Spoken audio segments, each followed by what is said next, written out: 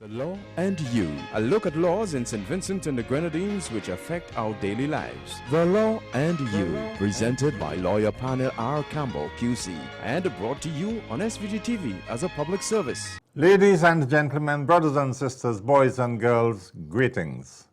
Welcome to another presentation in this public service nation building series, The Law and You. This is program 900. Coming to you on Monday the 28th of May 2018. On this program, I will speak to you on the topic, the Attorney General's Reference Act 2018, which in a sense is a continuation of the last program I did live 2 weeks ago. As you would recall, last week was a public holiday, no law and you, and the week before that I was unfortunately absent from the studio. But before getting into the topic, there are quite a few preliminary matters I want to touch upon, so there would just be about 10 or 12 minutes of the actual topic. Firstly, and as usual, I would like to send out condolences to those families which have suffered recent bereavements. And I can recall the families of the late Father Calvert Friday, particularly his son, Bishop Friday. My deepest condolences. To our dear beloved client, Miss Lena Holder of Byra. To my first cousin, Tatata Cunningham, also known as Brown, of Barley, all laid to rest in recent days. Secondly, I would like to thank those persons, whoever they may be, who nominated me for the Searchlight Award Best of St. Vincent and Grenadines. I was nominated in the category of television presentation, and I want to congratulate Miss Laverne Fraser on having won that category. I don't know, not a single soul, told me that they were planning to nominate me or had nominated me, but whosoever you are, thank you very, very much. Unfortunately, I couldn't attend the function yesterday evening, because our church had a memorial service as part of National Spiritual Baptist Day 2018 at St. Elizabeth in Belmont, at which we paid tribute to the stalwarts of the Spiritual Baptist faith who have passed on. And I therefore couldn't go to the function at the community center, but I was represented by 2 of my children. So I didn't mean to snub the organizers by not showing up personally. Thank you once again. And from what my children reported, they thought it was a very good idea that Searchlight has been inaugurated to highlight persons in various walks of life for their contribution to nation building. And congratulations to all of the winners in all of the categories, and indeed to all of the nominees in all of the various categories of service in St. Vincent and the Grenadines. Let me send get well wishes to 2 persons of my knowledge who are in the hospital. 3 persons, in fact. Firstly, our patriarch, Bishop John. He has been hospitalized. He went in on Saturday.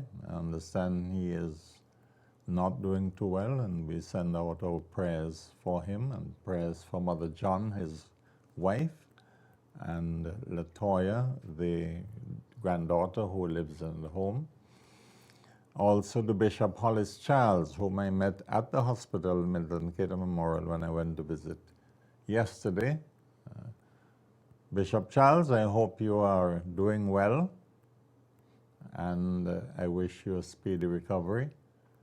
And also, I can't readily recall the name, but the father of Otis. Otis was there when I visited yesterday, Otis Oliver, and I want to wish you, Otis, and all the rest of the family all the best on behalf of your father, and hope he is recovering. Now, the hurricane season officially is to be launched on the 1st of June, but unofficially the hurricane season has started.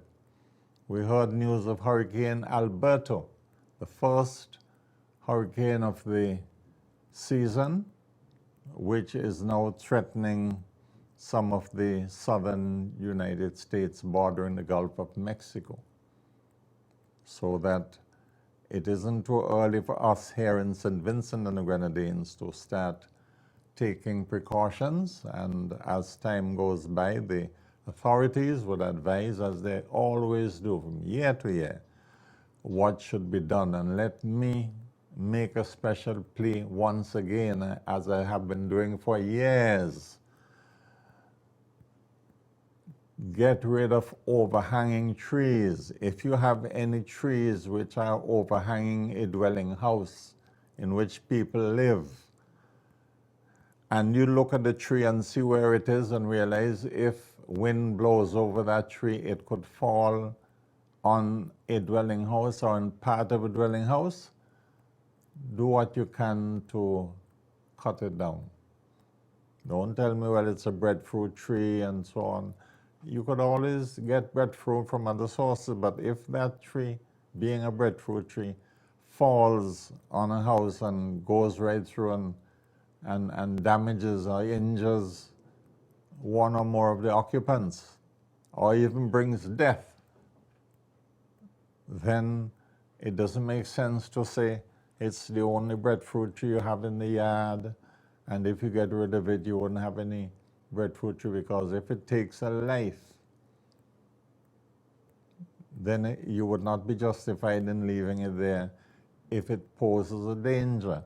Now, there might be a tree that is a distance from a house, and nobody would be able to predict that that tree could fall and damage a house. So that in cases where it was not likely that the tree, if blown down, would cause damage, I could understand people saying, well, leave that tree alone. But in other cases, there are houses built right under coconut trees, literally on top of the house, brushing the galvanized. So that if that coconut tree falls, it is going to come down and most likely damage the roof and so look at where you are situated, and if there's a tree which is posing a danger, get rid of it. Don't wait until it is too late and say, well, if I didn't know. Okay? Excuse me.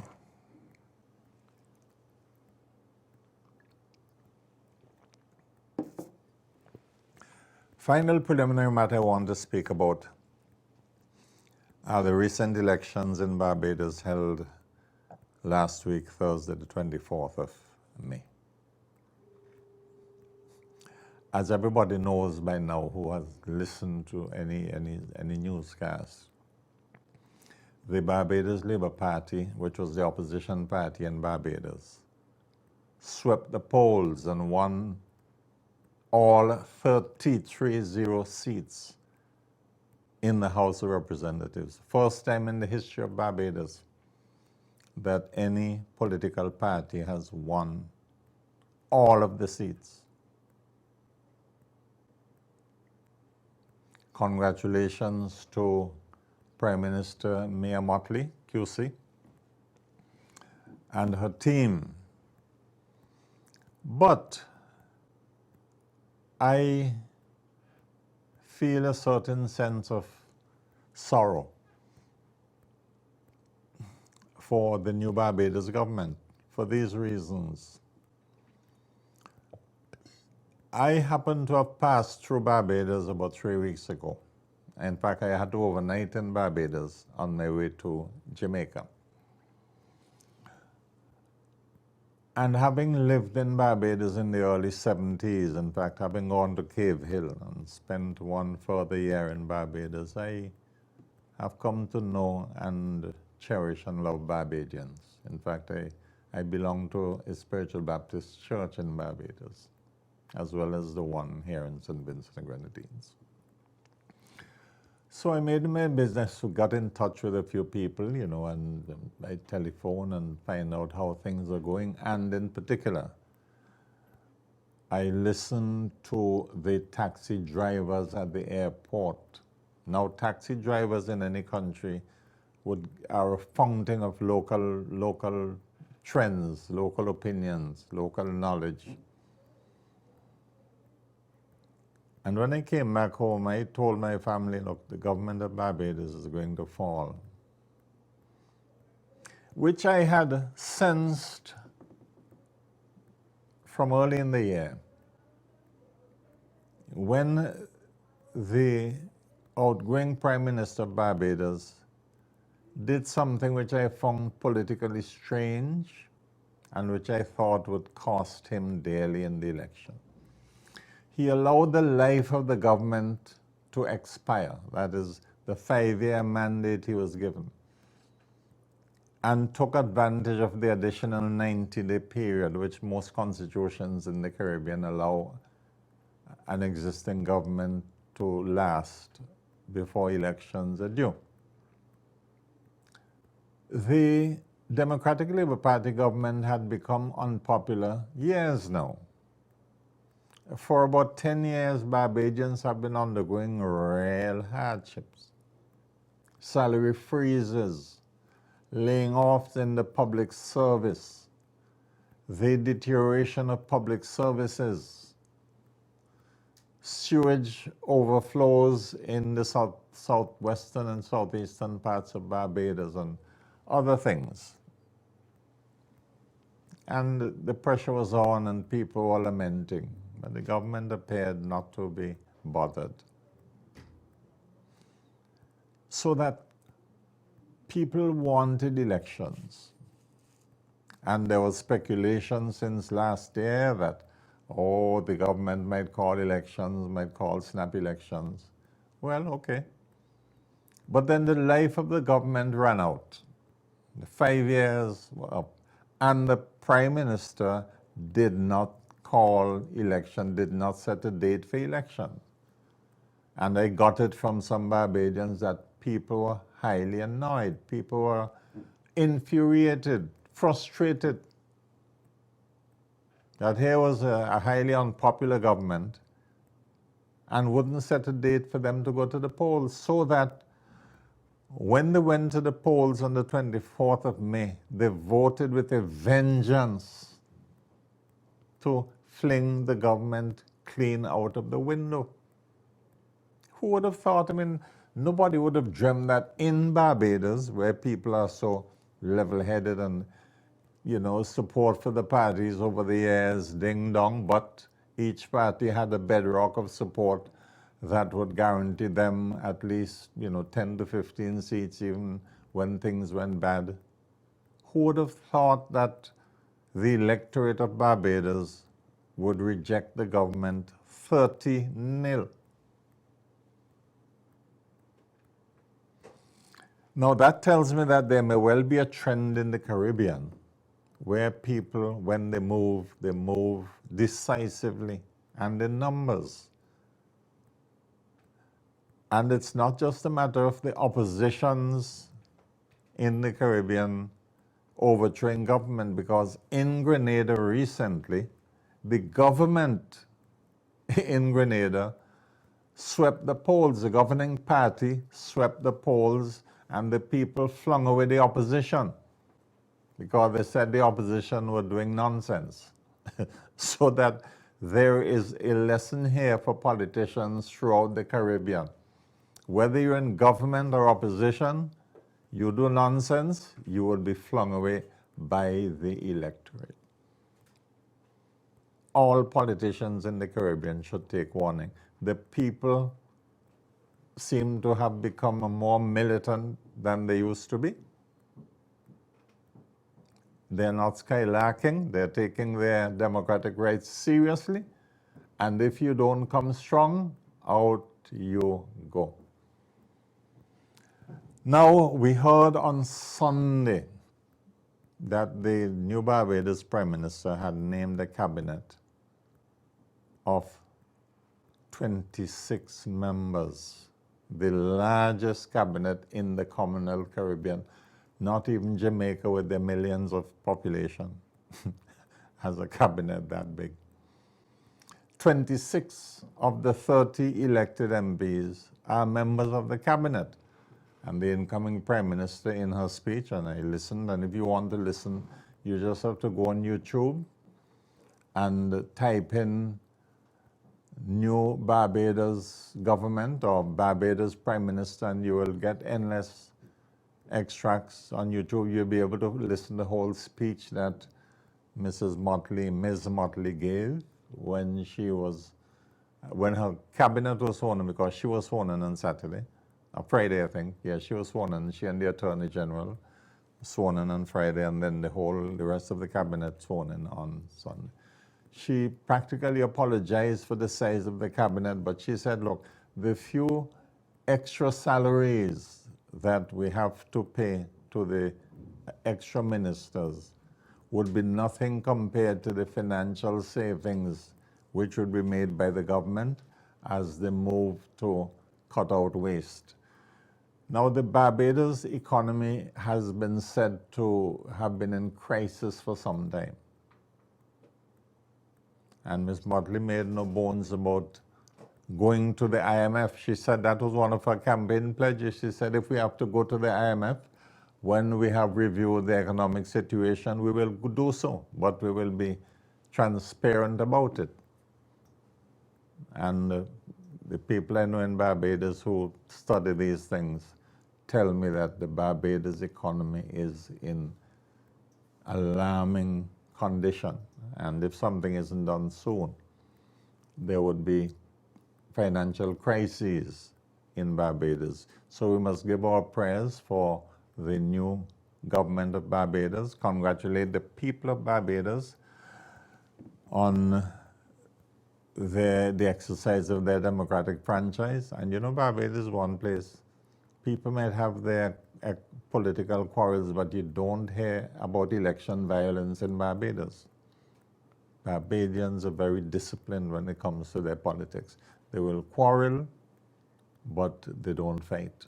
And I want to congratulate the people on having a peaceful transition in Barbados. We shall keep them in our prayers and hope for the best, because lots of Vincentians live in Barbados, and there are many Barbadians who have been living with us for a number of years.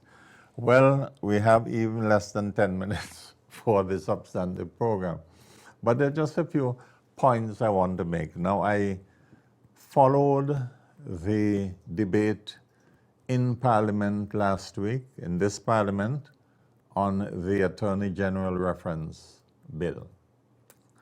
Now, I listened to every word that was spoken on this bill in Parliament last week. Every word. Some of them not very pleasant words, including unpleasant words about myself. Let that slide for the moment. But having listened to the entire debate, I remain fortified in my view that the reference bill, which was passed into law, and that is now the Reference Act, is a worthy, worthwhile, and solid act, solid law that would serve the interests of the people of St. Vincent and the Grenadines.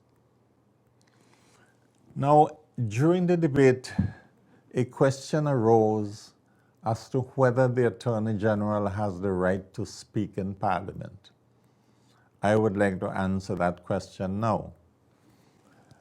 The Attorney General is referred to specifically in several sections of the Constitution, but the two sections I want to draw attention to are sections 24, subsection 3 of the Constitution of St. Vincent and Grenadines, which says, at any time when the office of Attorney General is a public office, the Attorney General shall, by virtue of holding or acting in that office, be a member of the House.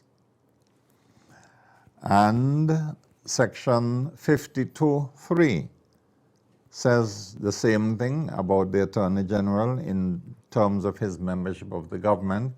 It says, at any time when the office of Attorney General is a public office, the Attorney General shall, by virtue of holding or acting in that office, be a member of the Cabinet in addition to the ministers. So constitutionally, the Attorney General is a member of the House of Assembly. And being a member of the House of Assembly, he has full right to speak as any other member. He has voting rights like any other member, except on two matters.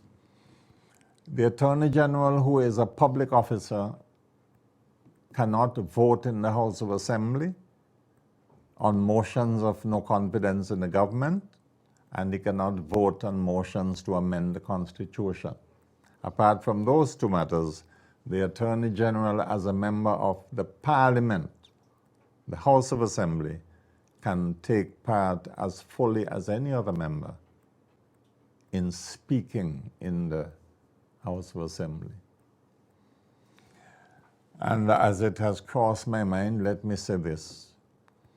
Questions were raised by the Honorable Leader of the Opposition, alleging that he understands, or his understanding is that the government were trying to attack his citizenship of Canada and wanted to use this bill as a means of so doing.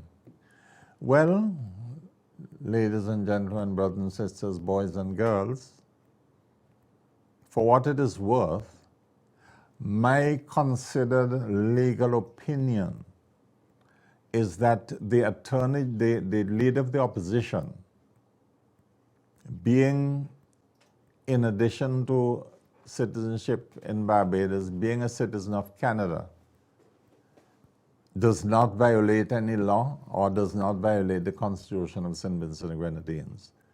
Our Constitution permits a Commonwealth citizen to sit as a member of our Parliament. That is my interpretation of the Constitution of St. Vincent and Grenadines. So that from a legal and constitutional standpoint, I hold the view, based on my knowledge and research and reading, that one is permitted to be a citizen both of St. Vincent and the Grenadines and Canada or any other Commonwealth country and sit in our Parliament. Now, as to the political wisdom of that, that is something else. That is a political question. But the legal and constitutional question is that nothing is wrong with Dr. Friday's dual citizenship, if indeed he holds dual citizenship. In the course of the debate on the bill in Parliament, questions were also raised about the no confidence motion, about which there was a debacle in January.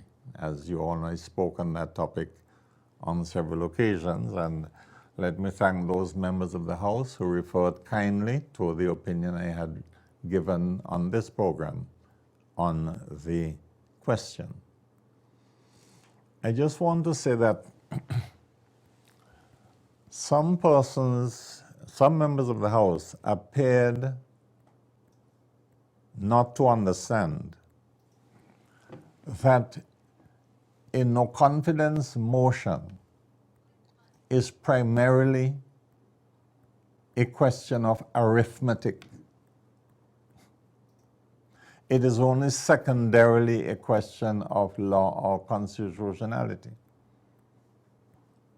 The question as to whether a motion of no confidence in a government can succeed is an arithmetic question, or I should say an arithmetical question.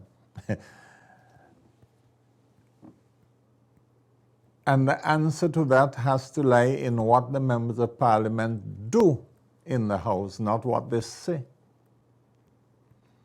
So that it doesn't matter that a motion of no confidence is brought against a government if the arithmetic doesn't support the motion. In other words, if those who bring the motion do not have a superiority of numbers to support them, the motion cannot succeed, no matter how much you talk.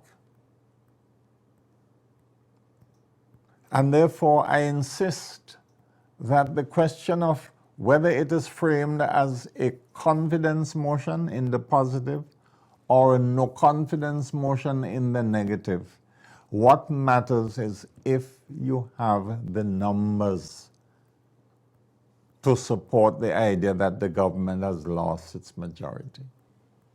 There was nothing in January to suggest that a majority of the elected members of parliament were going to vote against the government. And to me, that was the end of the story. I agree that it is a democratic right of an opposition to bring a motion of no confidence, but I also hold the view that it is also the democratic right of the government to amend that no confidence motion and make it a motion of confidence. Because what matters ultimately is whether at the end of the debate the opposition could show they had more elected members than the government. And that was never the case. And therefore it is sheer hypocrisy for anybody to pretend that the fact that there wasn't a full debate meant that somehow the legitimacy of the government has been successfully challenged. No way. If the numbers are there, you bring a motion of no confidence. But if you don't have the numbers, you are really just exercising your rights without any positive result to emerge from it. The reference bill has now become an act. When it is signed by the Governor General, it will become a law. When it is published in the Gazette, it would become a law in force. And I welcome that law, giving as it does the power to the Attorney General, led by Cabinet, to put questions of constitutional interpretation to the Court of Appeal. Some say it should be Cabinet advising him. He could do it on his own initiative. Well, let any Attorney General go and do that on his own initiative. And then see who will pay, who will sign the claim to pay the lawyers he engages. It has to be a decision taken by Cabinet. And the final point I would make in answer to something I heard in Parliament is that the Attorney General advises the government, not the opposition. So when it says the Attorney General is the advisor to a government, it doesn't mean he's the advisor to the opposition. He's the advisor to the Prime Minister and his cabinet of ministers and all the government bureaucracy. He may advise the opposition if he feels like, but he isn't bound to. Okay? So that is all from this program of The Law and You, program number 900. I look forward to being of further service to you. next week, Monday, DV, for another presentation in this public service nation building series, The Law and You. Do have a pleasant week, ladies and gentlemen, brothers and sisters, boys and girls, and may the good Lord continue to bless us all.